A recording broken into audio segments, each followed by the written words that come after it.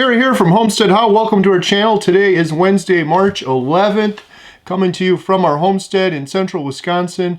And we've got some big things going on in our homestead, some drastic things. The biggest thing being that we've decided we're going to go ahead and pull our girls out of school. One school already closed because the teacher had the coronavirus. That's my prediction. Hello, baby. Do you want her to get it? No. I know. Look, she doesn't want to get it.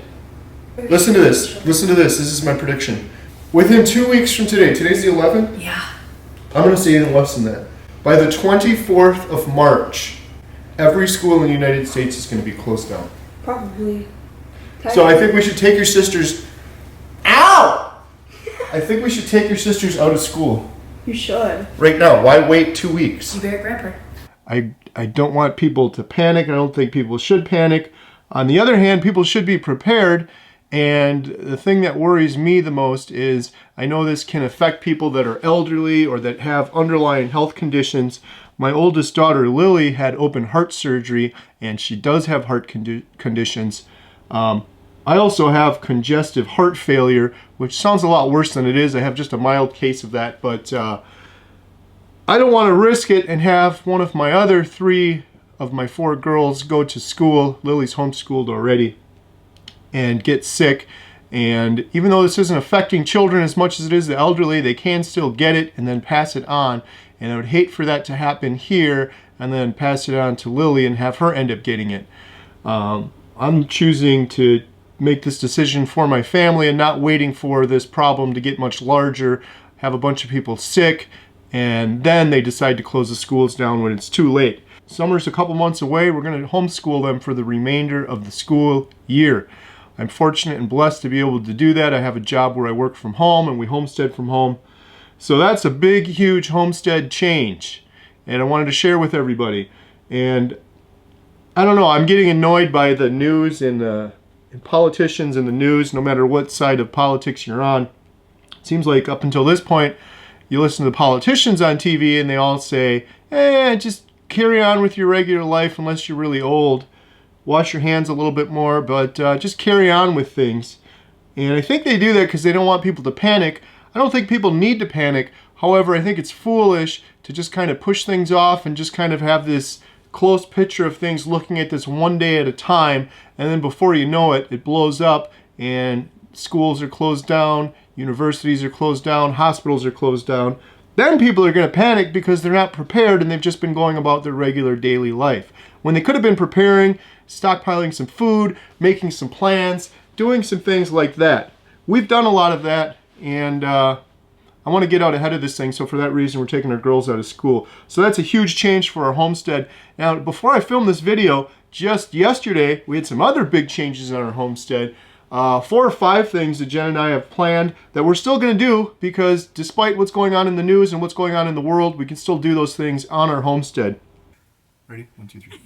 Hey guys, Carrie and Jen here from HomesteadHow, and if you are at all interested in the lifestyle of a homesteader, being self-sufficient, growing your own food, or how we as homesteaders make a living and pay for our homestead, you're in the right place. In today's video, we've got some really exciting plans for spring. It's starting to warm up. We've got a bunch of really exciting things we're going to be working on, and we want to go over a few of those with you today. And then one of those big plans, we're going to... How do I say that? One of those big plans is purchasing a camper. How are we going to go do that? I've got some notes here. You want to start off? What's the first thing? Well, the first thing I'm really excited for, so Carrie is cheap and we are a frugal family. So I've been looking on Facebook and Craigslist and all those other places to find a camper. All the ones that I've been finding are, 10 or 12,000, but we're looking for a fixer-upper, something we can buy for cheap, fix it up, use it this summer for a trip, and then sell it. Yeah, that's right, because we've been on our homestead for about 5 years now, and I guess one thing that we've learned is you can never go on vacation or you can never do anything. We're not looking to go on some big extravagant vacation. We're looking to do a little family road trip, hopefully over to Yellowstone. But like many things with our homestead, we run our own business. We try to do things frugally. We want to see if we can go on vacation and pay for it. We want to buy an RV or a camper on the cheap, something that needs to be fixed up. We're going to buy it right now. It's still off season. It's still cold out. People aren't thinking about camping. We're going to fix it up, paint it, put a nice TV in it, go on one vacation with it, and then our goal is to come back in June and sell it right at the peak season when everyone's still excited about camping. We get a good price for it, and hopefully be able to not only get all of our money back that we paid for the camper, but also pay for our gas money and some of that vacation as well. So that's one of our big plans. And actually today, after we're done filming this, Katie, what do you think so far? First impressions? Do you like it? You hate it? It's ugly? I don't really care about the outside. Is it too wet? It's not bad. Is it ugly? It's not bad. Yellow. She said it's so ugly on the outside. So that's one big plan, is camping. What's the other one? I can't find my notes here. The big Gardening. one. Gardening is the second one. That's your department. We're in the greenhouse right now. Yes, we're in our greenhouse. So for the winter time, this is where we store our hay. We don't have a barn yet, so I like it in here. But my plan is to use this greenhouse that we built. If you're interested in seeing how we built it, go back. We have a video on that. It won the Instructables on it when we put it up. But that's my goal for this year with the kids. Last couple of years, my garden did not make it. I did pumpkins, which worked really well, but otherwise my garden didn't. But this year I'm going to be putting our greenhouse to use. It's getting sunny out. It's getting warm. I'm going to start seeds pretty soon. Yeah, we're really going to blow up the garden and put a lot more effort into it this year. One of the biggest things is consistency and coming out here and checking it every single day, making sure it's not getting too warm, making sure we're handling the weeds. And I want to specialize in something. I'm thinking maybe tomatoes, because we like tomatoes here. They're good for you. Maybe specializing in tomatoes and trying to grow out a ton of tomatoes, just like you did with the pumpkins. Yeah, it's good for canning too. So that's our second thing. Number one's the camper. Number two is really blow out the garden and start using the greenhouse. And number three, we've got some big plans. We've been partnering with some friends, Capper Outdoors, Shik Happens. Those guys are great. They're planning on coming to our homestead, and we're partnering with a company called Brute Force Manufacturing. They're based right here in Wisconsin, and they build these huge firewood processing machines. And they've agreed to bring one out here for a couple days and let us test it out and video it on our homestead.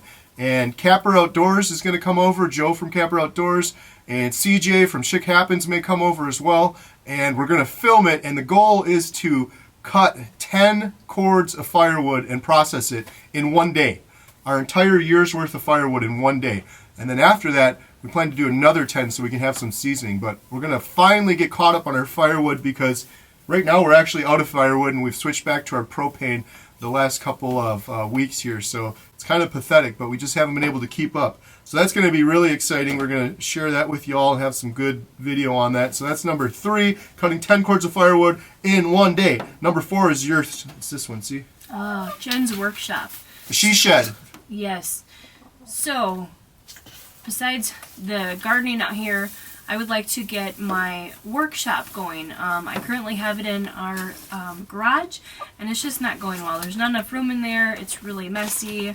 I want my own spot, so it's going to be Jen's, how do you say it? She shed. It's going to be a workshop area it's gonna it's going to be for woodworking. So we've got one garage now. It's a nice workshop, but we fix cars in there. My chainsaw stuff is in there. Anytime we do woodworking, even though we have a little bit of a dust collection, it makes a big, huge mess. There's not enough space.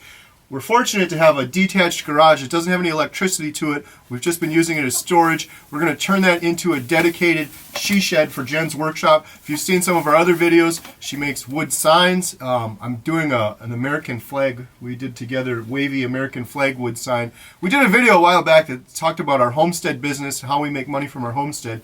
One of those ways was with Jen's wood sign business. You do the wood signs, you do the crafts, or I create crafts.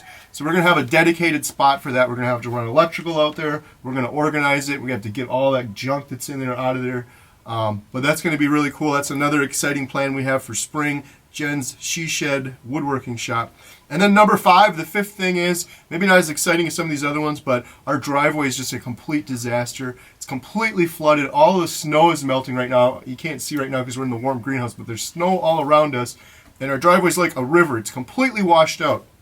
And I'm looking forward to when we do the firewood, and I've got Joe Capper from Capper Outdoors coming over to take a look, and he's going to maybe bring a piece of equipment over so we can get started on that. But we're working with a friend of ours, a farmer that lives down the road. He's got a dump truck, and we're going to have him come over once it warms up and get a bunch of stones dropped. we've been here for 5 years. We've had a little bit of stone dropped, I think maybe on year 2, but our driveway is just a rutted mess. It's completely washed out. It's flooded right now. We've got guests upstairs, and we actually had to drive them in because they couldn't get their car through the driveway. So it's really become quite a horrible situation. So that's number 5 is the driveway. But number 1, the camper, the RV, that's the most exciting one. And like I said, we've got a lead on that. And who's going with us? Katie and Alyssa are going to head over there with us to take a look at this camper later this afternoon. Hopefully it's sunny out right now, but I think it's going to be raining a little bit later. But so we'll go take a look at that, and who knows, maybe we'll buy it. But we're going to videotape the whole thing. We're going to share with you. That's one thing with our channel is we like to be transparent. We're going to show you exactly how much we pay for this camper.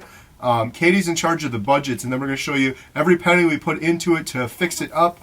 Katie, you're in charge of the money. Look at the camera. Think of all the stuff we got to test on this now. This is your investment. You're in charge of the money. We got to check the oil and make sure it doesn't smell burnt and there's no bubbles in it. We got to check the antifreeze. We got to check the coolant. We got to check the antifreeze and the coolant are the same thing. We got to check the transmission fluid and make sure it's a nice red color and it doesn't smell burnt or stinky and that it's filled to the proper level. We got to check around everywhere. This is your job. Inside the unit. Is there any water damage? You look at the roof, you look at the corners, you look down on the ground, you push up against the walls. You see anywhere, is there rust? Is there any water spots? Is there any water damage? Is there any leaks? That's the worst thing with campers, leaks. Then you're going to have to lowball this guy. He wants $5,900. What are you going to offer him? Yeah, you got to talk to him. Tell him how much you can give him. Say, listen, this thing's a piece of needs a lot of work. I'm not going to give you $5,900. Say that. Say it! She said it's so ugly on the outside. Okay, quick, look for leaks. Look for leaks all around. I can't reach that far. Look in the corner, see if there's any water in the corner. Hop up there real quick. Seriously, before she comes, yeah, hop up there quick.